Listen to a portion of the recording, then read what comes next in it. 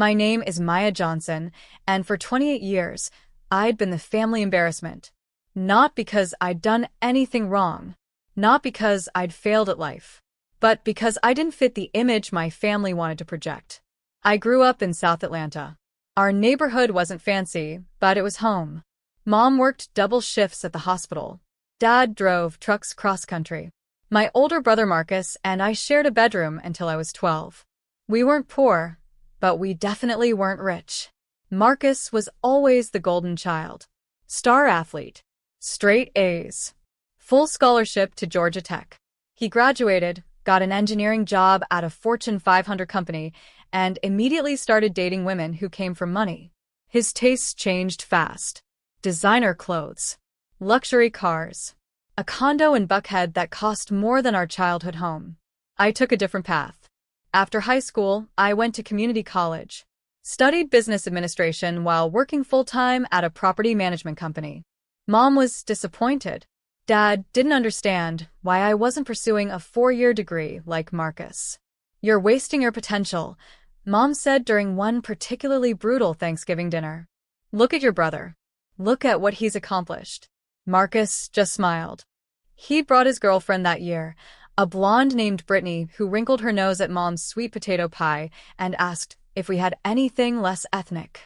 I kept my head down, worked hard, learned everything I could about real estate, property values, tenant management, and development opportunities. My boss, Mr. Chin, saw something in me. He started teaching me about investment properties, about how to spot undervalued assets, about the power of strategic acquisitions. When I was 23, I bought my first property, a small duplex in a transitioning neighborhood. Everyone thought I was crazy. "You're throwing your money away," Dad said. "That area's dangerous." Marcus laughed. "Maya thinks she's a real estate mogul now." Cute. I didn't argue.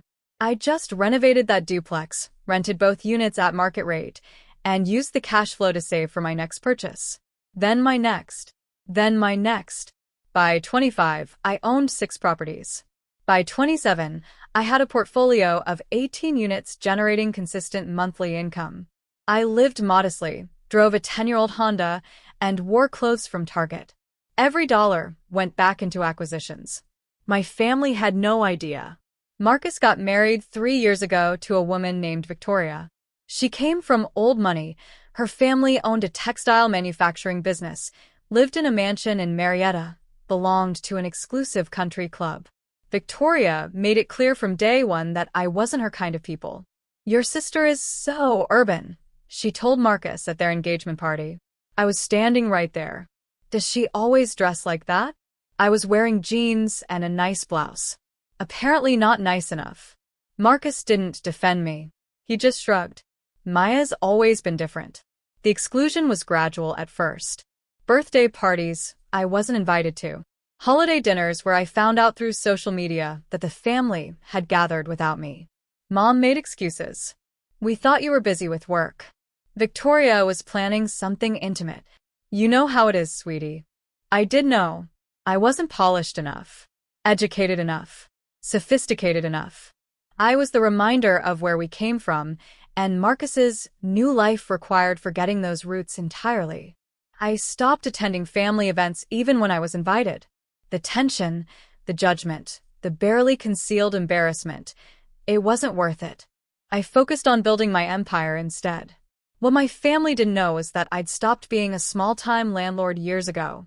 At 26, I'd partnered with a developer on a major mixed-use project in East Atlanta. My 18 properties became collateral for a much bigger play. The project succeeded beyond our projections. My 20% stake became worth almost $2 million. I reinvested everything. Aggressively. Commercial properties in emerging neighborhoods. A boutique hotel in Savannah. A shopping center in Athens. Partnership stakes in 3 luxury apartment complexes. My property management company, which I'd quietly purchased from Mr. Chen when he retired, now managed over 300 units for other investors. By 28, my real estate portfolio was valued at just over $8 million. My annual income from rents, partnerships, and management fees exceeded what Marcus made in 3 years. I still drove the Honda. Still lived in a modest condo. Still wore Target clothes. But I also owned a beach house in Hilton Head, a mountain cabin in North Carolina, and a penthouse in downtown Atlanta that I used maybe twice a month. My business partner, James, constantly told me I needed to live a little. You're worth $8 million, Maya. Buy yourself something nice. Take a vacation. Enjoy it. I am enjoying it, I'd tell him. I'm enjoying building something that lasts. The truth was simpler. I didn't need to prove anything to anyone. My bank account knew what I was worth. That was enough. Until the family reunion announcement. The group chat message came on a Wednesday evening in June. Marcus. Hey family. Victoria, and I want to host this year's Johnson family reunion. We found the perfect beach house in Tybee Island. Sleeps 20. Right on the ocean. It's going to be amazing. Mom. Oh honey, that sounds wonderful. Dad. Count us in. When? Marcus. Last weekend in July. Victoria's already planning the whole thing. Catered meals, activities, the works. Aunt Joyce. Fancy. Can't wait. Cousin Derek. Sounds dope. I watched the messages roll in. Waited to see if I'd be included or if this would be another forgot to mention it situation. Then came the direct message. Just to me. Marcus. Hey Maya. So, about the reunion. Victoria and I talked, and this is awkward. But her family's beach house has a certain vibe. Very upscale. Very curated. And Victoria's parents are coming for a day. She's worried about, well, she thinks having you there might bring down the atmosphere. You know how you are with the urban style and everything. Nothing personal. Just want to keep things classy. I stared at my phone for a full minute. You know how you are. Urban style. Keep things classy. I could have written a novel with my response. Could have listed every property I owned, every zero in my bank account, every investment that proved I was more successful than Marcus would ever be. Instead, I typed 2 letters. Maya, okay. I screenshotted the message. Saved it. Then I made a phone call. James? Remember that Tybee Island property we looked at last year? The $8 million beachfront estate. The Hamilton house? Yeah. Owner's been trying to sell for months. Why? Make an offer. Full asking price. Cash. I want to close in 3 weeks. Maya, are you serious? Completely. And James? I want it furnished, staffed, and ready for guests by July 25th. What's happening on July 25th? I smiled. A family reunion. The Hamilton house wasn't just a beach house. It was an estate. Built in 1920 by a shipping magnate, renovated in 2018 by an Atlanta developer who'd run out of money, it sat on 3 acres of prime Tybee Island beachfront. 8 bedrooms. 10 bathrooms. Chef's kitchen. Infinity pool. Private beach access. Guest house. The works. The asking price was $8.2 million. I offered $8.3 million cash with a 3-week close. The seller accepted within 6 hours. I'd been building toward this moment for years without knowing it. Every property I bought, every investment I made, every dollar I saved, it had all been preparing me for the ability to make one decisive move. I hired the best estate manager in coastal Georgia. Margaret had run luxury properties for celebrities and tech executives. She came with a full staff. Chef, housekeepers, groundskeepers, security. I need this ready for a family event, I told her. July 26th through 29th. 20 guests. I want everything perfect. Meals prepared. Rooms turned down. Beach activities available. Spa treatments bookable. The full luxury experience. Budget? Margaret asked. Whatever it takes. She smiled. I like clients who understand quality. The closing happened on July 7th. I signed the papers in my attorney's office, transferred the funds, and became the owner of one of the most exclusive properties on Tybee Island. Marcus had no idea. Mom had no idea. Victoria, who'd bragged in the group chat about her family's beach house, had no idea that the house she was planning to use for the reunion was now mine. Because here's the thing Victoria didn't understand about old money. They don't own beach houses in Tybee Island. They rent them. Her parents had been renting the Hamilton house for a week every summer for the past 5 years. When I called the previous owner to confirm the reservation cancellation, he was apologetic but clear. "I'm so sorry, but we've canceled all existing reservations due to the sale.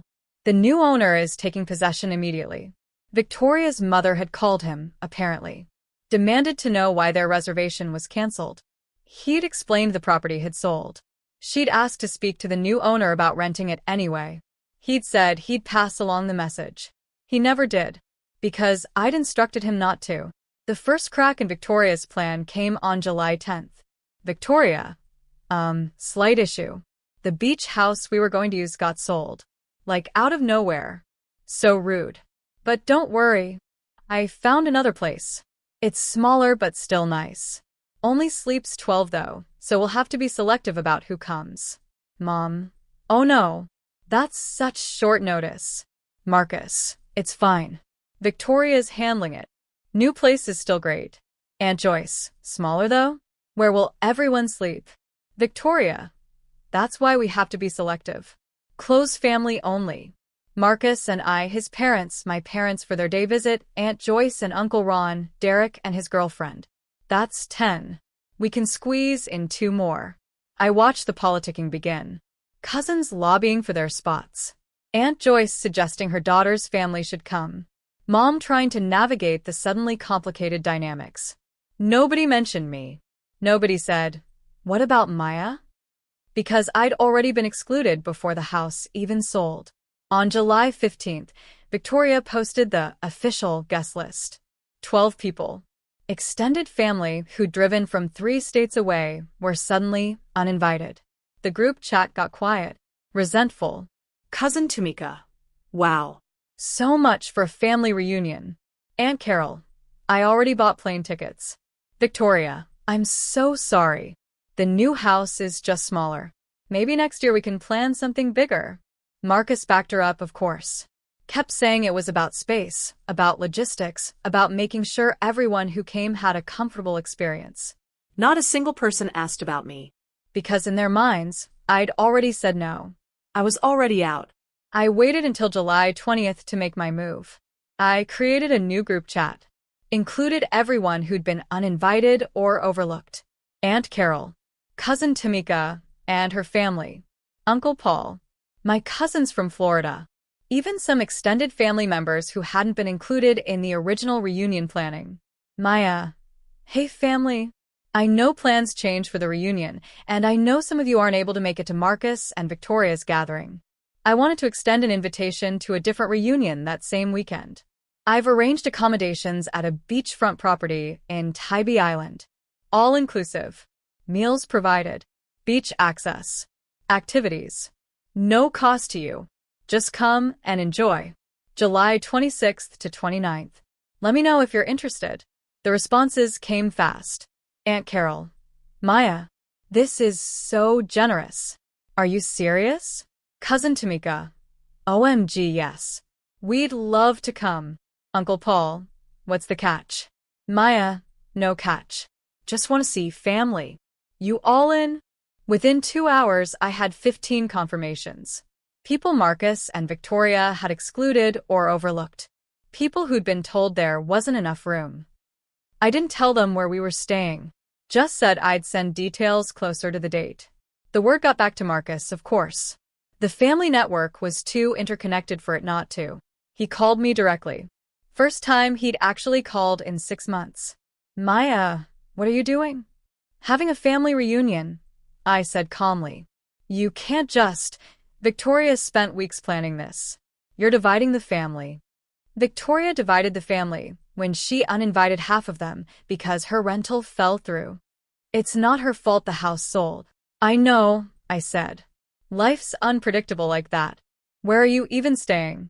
Some cheap motel. A beachfront property. It's handled. Maya. His voice took on that patronizing tone I knew so well. Look, I get that you're trying to do something nice. But you can't compete with what Victoria's planned. She's got catering, activities, a professional photographer. This isn't some budget reunion you can throw together. I'm aware. Then why are you doing this? Because family matters, Marcus. Even the ghetto parts. I hung up. He tried calling back. I didn't answer. Victoria posted in the main group chat an hour later. Victoria, I've heard there's some confusion about multiple reunions happening. Just to be clear, Marcus and I are hosting the official Johnson family reunion at our beach house in Tybee Island. Anyone attending Maya's event should know it's not affiliated with the family's main gathering. Mom. Victoria, I don't think Maya meant to cause problems. Victoria, I'm just clarifying. We've put a lot of work into this. I didn't respond. Didn't engage. Just sent my invited guests the address and details. The Hamilton House, 1247 Ocean Boulevard. Check-in Friday at 2 p.m. Nobody recognized the address. Why would they? It was just a beach house. Or so they thought. Friday, July 26th arrived with perfect weather. Sunny, 82 degrees, light ocean breeze. My guests started arriving at noon. Aunt Carol and Uncle Paul first. Then Cousin Tamika with her husband and 3 kids. Uncle Thomas from Florida. Cousin Derek's sister, Ashley, who'd been cut from the official reunion. More family members rolled in throughout the early afternoon. Each one had the same reaction when they saw the Hamilton house. Maya, this place is incredible. How did you afford this? Is this really where we're staying? I just smiled. Welcome home. Margaret and her staff handled everything flawlessly. Luggage carried to rooms. Welcome cocktails on the veranda. Fresh fruit and cheese platters. Kids immediately given beach toys and shown to the pool. By 2 o'clock, 15 family members were settled into the Hamilton house, marveling at the ocean views, the chef-prepared lunch, the sheer luxury of it all. At 2:47 p.m., I was in the kitchen with Margaret reviewing dinner plans when my phone buzzed. Marcus. Calling again. I let it go to voicemail. Then a text. Marcus. Maya, we have a problem. Victoria's parents' beach house address is 1247 Ocean Boulevard. We're pulling up now, and there are cars everywhere.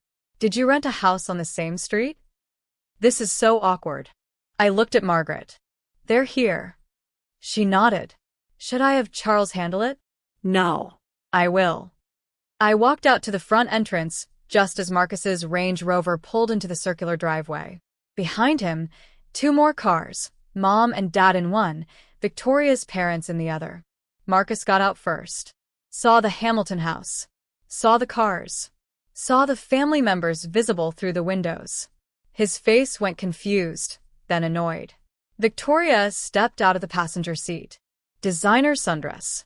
Oversized sunglasses. The picture of entitled wealth. She looked at me standing on the front steps. What are you doing here? Before I could answer, Margaret appeared beside me. Professional smile. Clipboard in hand. Good afternoon. Welcome to the Hamilton house. Are you here for the Johnson family reunion? Victoria's face went blank. What? No. This is my parents' beach house. We have a reservation. Margaret's smile never wavered. I'm afraid there's been some confusion. The Hamilton house is no longer available for reservations. It was sold earlier this month. I'm the estate manager for the new owner. Mom had gotten out of the car now. Dad, too. They were walking up, looking confused. Sold. Victoria's voice pitched higher. That's impossible. My mother has rented this house for 5 years. I understand that must be frustrating, Margaret said smoothly. But the previous owner did cancel all existing reservations upon the sale. I believe he attempted to contact all affected parties. Victoria's mother, an elegant woman named Patricia, who I'd met exactly once at Marcus and Victoria's wedding, approached. There must be some mistake. We confirmed this reservation months ago. With the previous owner, yes, Margaret confirmed. But the property has new ownership now. Well, who's the new owner?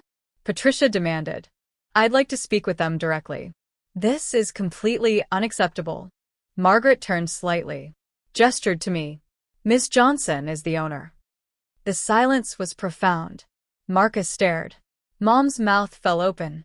Dad looked like he'd been slapped. Victoria went pale. Patricia looked from me to Margaret to the house. I'm sorry, who? Maya Johnson, Margaret said. She purchased the property on July 7th. She's hosting a family reunion this weekend. Victoria found her voice first. Shrill. Panicked. That's impossible. Maya doesn't have this kind of money. This house is worth millions. This is some kind of joke. I spoke for the first time. Calm. Level. It's not a joke, Victoria. And you're right. The house is worth millions. 8.3 million to be exact. I paid cash. Marcus shook his head. Maya, stop. This isn't funny. I'm not joking, Marcus. You're a property manager. You can't afford. I own a property management company. I corrected. Along with a real estate portfolio worth $8 million. The Hamilton house is my personal residence now. Well, one of them. Mom's voice came out strangled. $8 million? I nodded. Aunt Carol appeared in the doorway behind me. She'd heard everything. Maya, sweetheart, is everything okay? Everything's fine, Aunt Carol. Just some confusion about the address. Victoria was spiraling now. Her carefully planned reunion, her parents' impressed friends, the image she'd curated, all of it evaporating. You can't just buy a house out from under us.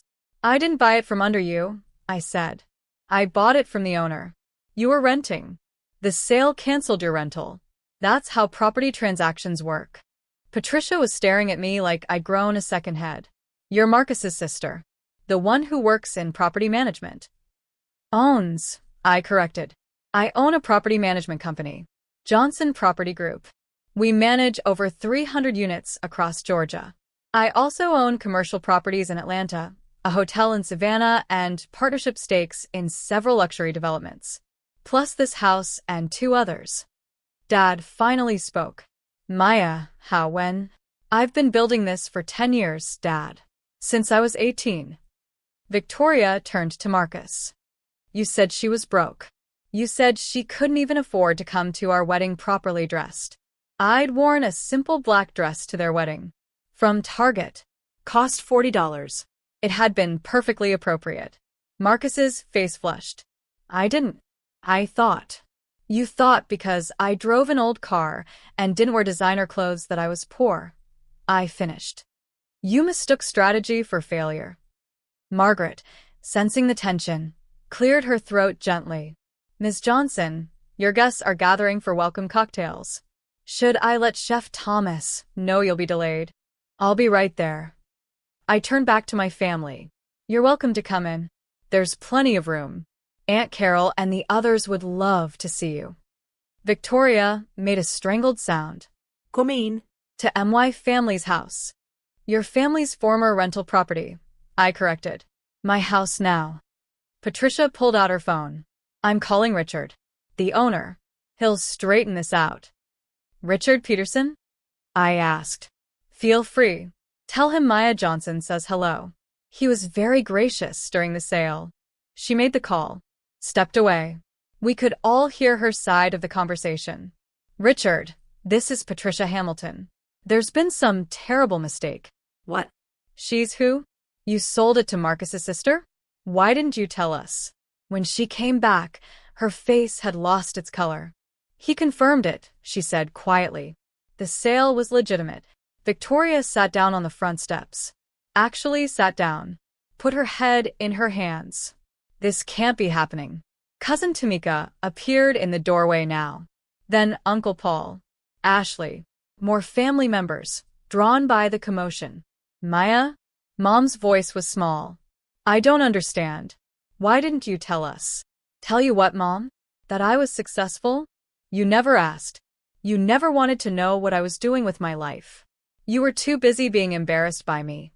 We weren't embarrassed. Marcus told me not to come to this reunion because I was too ghetto for Victoria's beach house vibe. Direct quote. I have the text. I pulled out my phone. Showed the screenshot. Mom read it. Her face crumbled. Marcus stepped forward. Maya, I didn't mean. Victoria was just worried about how I'd make her look, I finished. I know. That's why I bought the house. Because I realized something, Marcus. You're so worried about looking successful that you never bothered to actually become successful. You make good money. That's it. You're still paying off your condo. Your Range Rover is leased. Victoria's trust fund is what affords your lifestyle. Victoria's head snapped up. How dare you? I'm not saying it to be cruel. I'm saying it because it's true. There's nothing wrong with your life, Marcus. But there is something wrong with excluding family because they don't match your aesthetic. Dad was looking at the house, at the luxury cars in the driveway, at the family members visible inside. You own this. Ido. And the reunion inside is for the family members who were excluded from the official reunion. Aunt Carol, Tamika. Ashley, people who weren't upscale enough for the curated experience. Margaret spoke again, gently. Ms. Johnson, I don't mean to rush you, but your guests are waiting. I nodded, looked at my family one more time. You're all welcome to stay. There's room. We have 8 bedrooms, and only 4 are occupied. Chef's preparing dinner for 20. There's more than enough. Stay. Victoria's voice was hollow. In my family's house. In MY house, I corrected. We're guests, not hosts. Can you handle that? The question hung in the air. Patricia was the first to break. I think we need to find alternative accommodations. Mom, Victoria started. No, Victoria. This is humiliating enough. Patricia looked at me. I apologize for the assumption that you couldn't afford this property. That was inappropriate. I nodded, accepted the apology. Marcus looked torn, looking between Victoria and me, between his wife and his sister. Mom was crying now. Quiet tears. Maya, I'm so sorry. We had no idea. You had no idea because you never asked, Mom. You just assumed. Can we talk? Inside. I considered it, then nodded. Of course. Come in.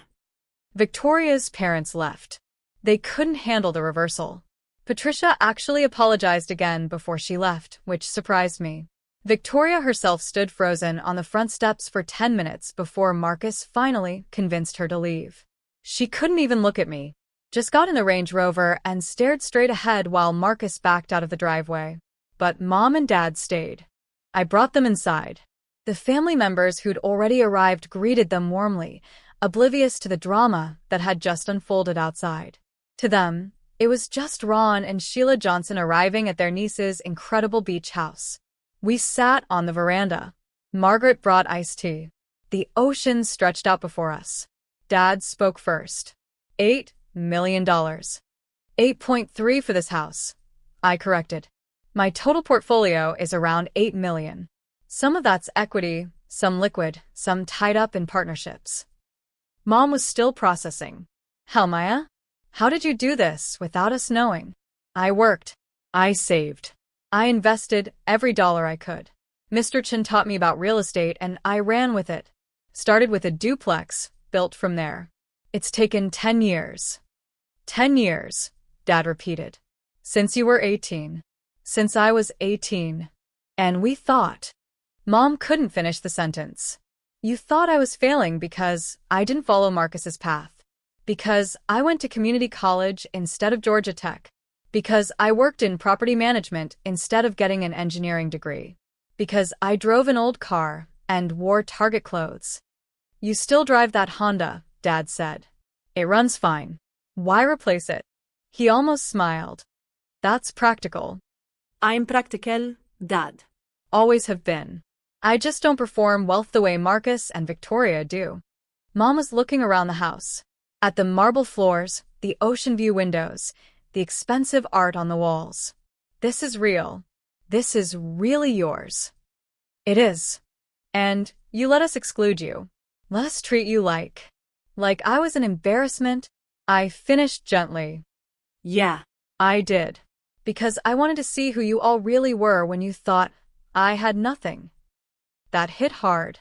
I saw it in Dad's face. That's not fair, Maya. Isn't it? Marcus told me not to come because I was too ghetto. He didn't defend me when Victoria made that judgment. You didn't question it. Mom, you didn't even ask if I was okay being excluded. Silence. Then Mom said, "You're right. We failed you. I failed you." The admission hung in the air. Aunt Carol appeared in the doorway. "Maya, honey, sorry to interrupt, but Chef wants to know if your parents are staying for dinner." I looked at them. "Are you?" Mom nodded. "If you'll have us." Of course. They stayed. Dinner was a seafood feast: grilled mahi-mahi, shrimp scampi, roasted vegetables, fresh bread. Chef Thomas outdid himself. The whole extended family gathered around the massive dining table, laughing and telling stories. Mom and Dad were quiet, observing, seeing me in a completely different light. After dinner, Uncle Paul pulled me aside. "Your mama told me what happened outside, with Marcus and his wife." "Yeah. That took guts, baby girl. Standing your ground like that."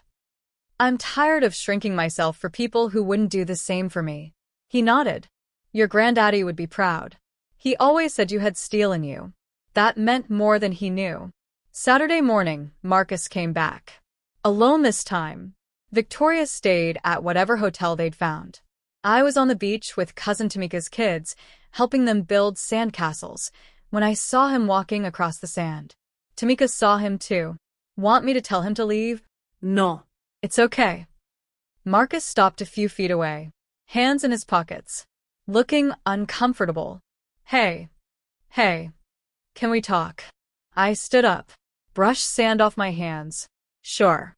We walked down the beach, away from the house. "Victoria's a mess," he said finally. "Her parents are furious. Her mother's humiliated. The whole plan for the reunion, for impressing her family's friends, it's destroyed." "I'm sorry about that." He looked at me sharply. "Are you?" "I'm sorry she's hurting. I'm not sorry for buying this house or hosting the family she excluded. Maya, you have to understand, Victoria comes from a certain world. Image matters to her. Status matters." "I understand that perfectly, Marcus. What I don't understand is why you let that world make you ashamed of your own sister." He stopped walking. "I'm not ashamed of you." "Too ghetto." "Your words." I was trying to keep the peace with Victoria by throwing me under the bus. He didn't have a response to that. We walked in silence for a while. The ocean waves filled the space between us. Finally, Marcus spoke again. "How did you do it?" "Really? Worked hard. Saved aggressively. Made smart investments. Learned from people who knew more than me. Stayed focused. While we were judging you." "While you were judging me?" I confirmed. "I thought you were struggling. The old car, the cheap clothes, the small condo. I thought you were barely getting by." "I was barely getting by in my 20s, when I was building the foundation. But I've been thriving for years now. You just never asked. You never told us." I stopped walking, turned to face him. "Marcus, when was the last time you asked me how I was doing? Really asked, not just polite conversation. When was the last time you took an interest in my life that wasn't about comparing it to yours?" He couldn't answer. That's what I thought. Maya, I'm sorry. I really am. I got caught up in Victoria's world, in trying to fit in with her family. I lost sight of what matters, which is family. Real family. Not the image of family. I wanted to believe him. Part of me did. But the hurt was still too fresh. "I appreciate the apology, Marcus. But I need you to understand something. I'm not going to keep making myself smaller so other people feel bigger. Not for Victoria. Not for her parents. Not for anyone. This is who I am. Successful, wealthy, and yes, still urban by whatever definition Victoria uses. If that embarrasses you, that's your problem to solve."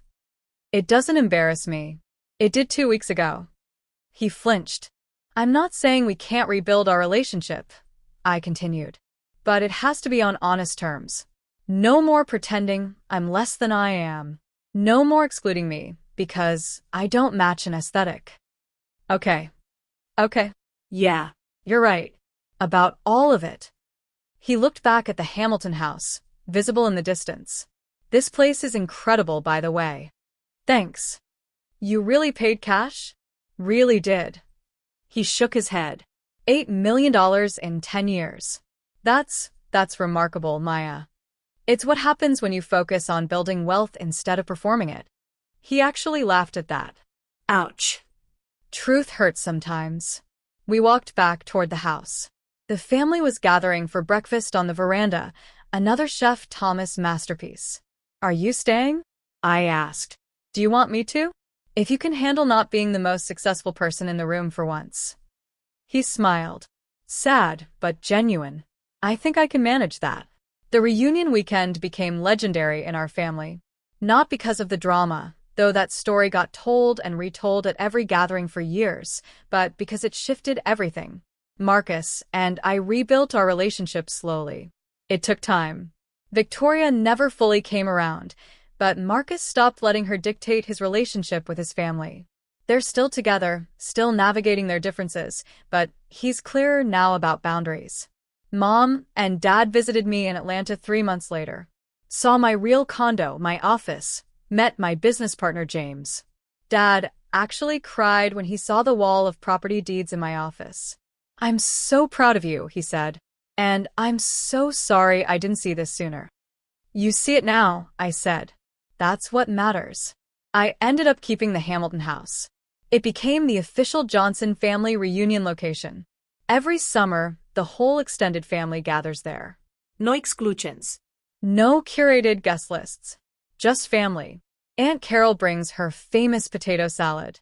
Uncle Paul mans the grill. Cousin Tamika's kids rule the beach.